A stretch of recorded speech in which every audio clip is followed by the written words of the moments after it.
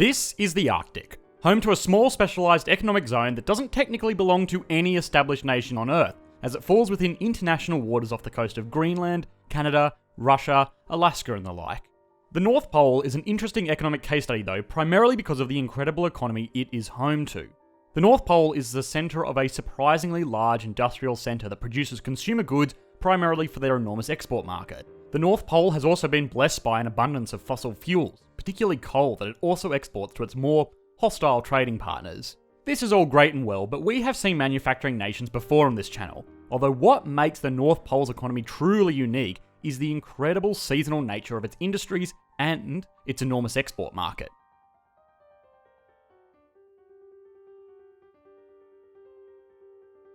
The North Pole has no official trade agreements recognised with any other nation on Earth, which is normally something that seriously hinders an economy's ability to grow. Normally, nations have taxes for things imported into that country, called tariffs. These are levied in an attempt to artificially raise the cost of foreign goods and make locally produced goods more competitive.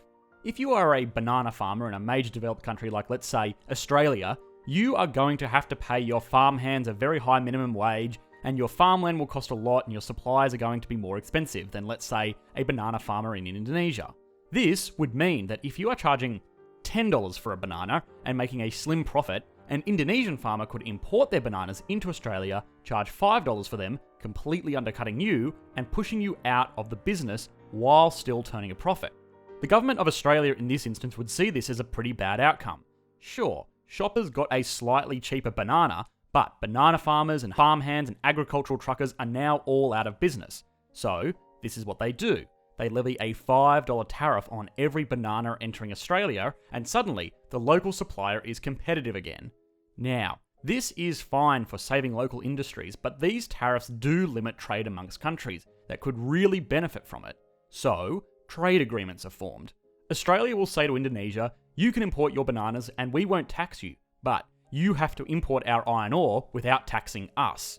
This sounds like a good deal for both countries, and this agreement is formed. Sure, the Australian farming industry suffers a little bit, but the mining industry more than makes up for this, and overall, both countries are better off for the agreement.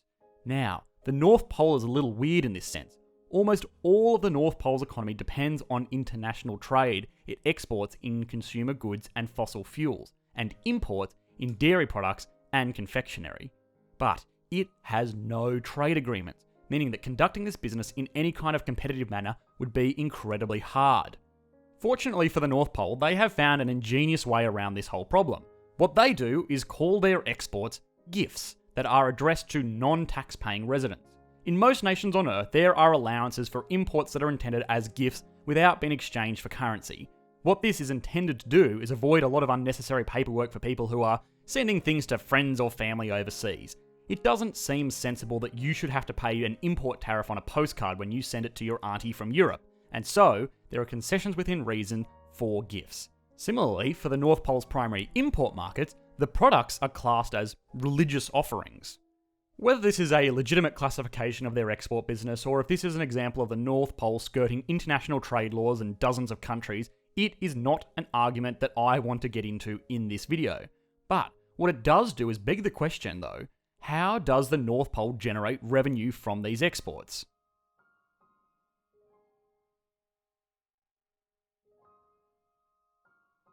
In limited press releases, the chairman and CEO of the North Pole Economic Region, Nicholas Claus, insisted that the primary driver of their exports was foreign aid directed at the good children of the world.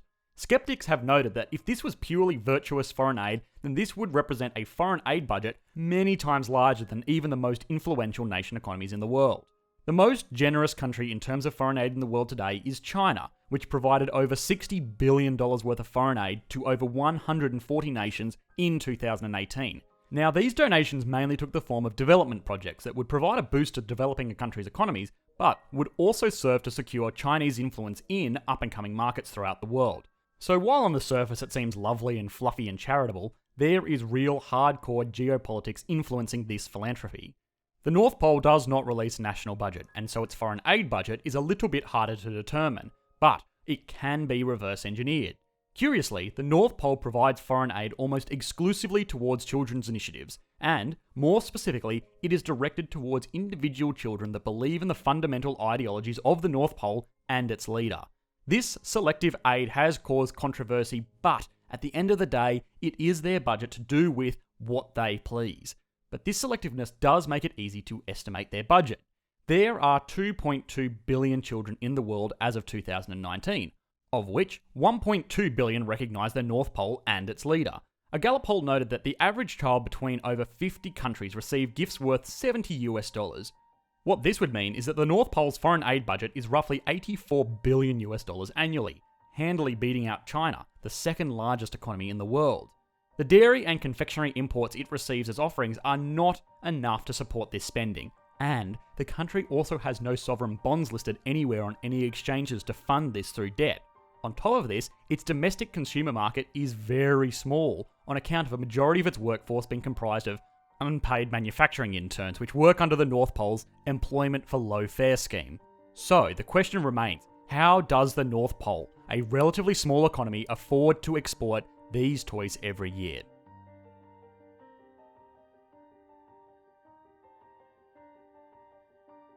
Facebook is one of the world's largest companies. It generated revenues of over $55.8 billion in 2018, while offering a majority of its services completely free for over 2.4 billion users.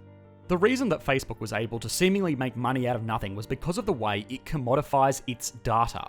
Facebook develops algorithms that will look at a selection of data points like your friends, likes, check-in locations, and posts to determine what kind of person you are. It can then use this to improve its services, recommend you friends you may know, show you content that you will find interesting, and most importantly, deliver you advertisements that you will find engaging. A targeted advertising campaign is far more effective than an indiscriminate one because companies can be sure that they are approaching the right audience in the right way to build the most possible interest in their products. Because of this, companies are willing to pay a lot of money to access this data. Now, while Facebook's database on user profiles is extremely impressive as a data source, it is nothing on the scale of Santa's List, a repository of all known knowledge on the action of minors in the world. Its quality assurance protocols of simply checking the list twice probably leave a lot to be desired from a database management point of view, but it is still a very powerful source of data. Now, the North Pole Economic Region insists that user data collected on Santa's List is purely used to facilitate the services that the North Pole provides to naughty or nice users, and it is used to determine the allocation of consumer goods or natural resources. But critics have noted that such a data source could produce the billions in revenue that the North Pole seemingly lives on at the end of every year.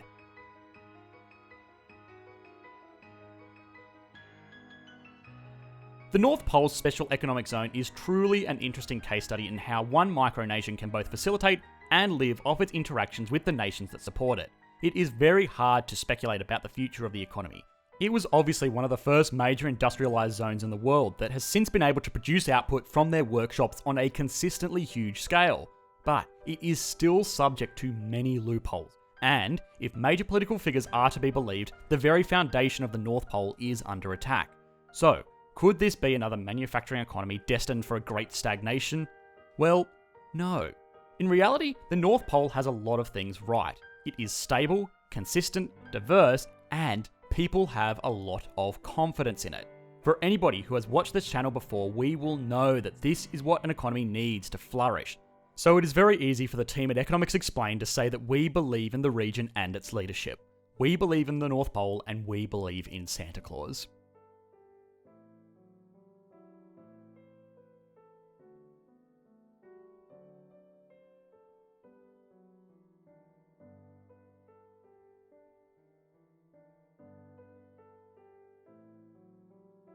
Hi guys, and a Merry Christmas or Happy Holidays to you all. I hope you enjoyed this latest video. If you did, please consider liking and subscribing. If you have any questions about this video that you would like to discuss with me directly or the community that we have over at the Economics Explained Discord server, I will be answering questions for about an hour, about 15 minutes after this video goes up. The server has now reached over 3,000 members, and there are always great economic discussions happening amongst like-minded and not so like-minded people. Otherwise, I will be live streaming the Q&A session on the second channel linked in the video description. Thanks guys, bye.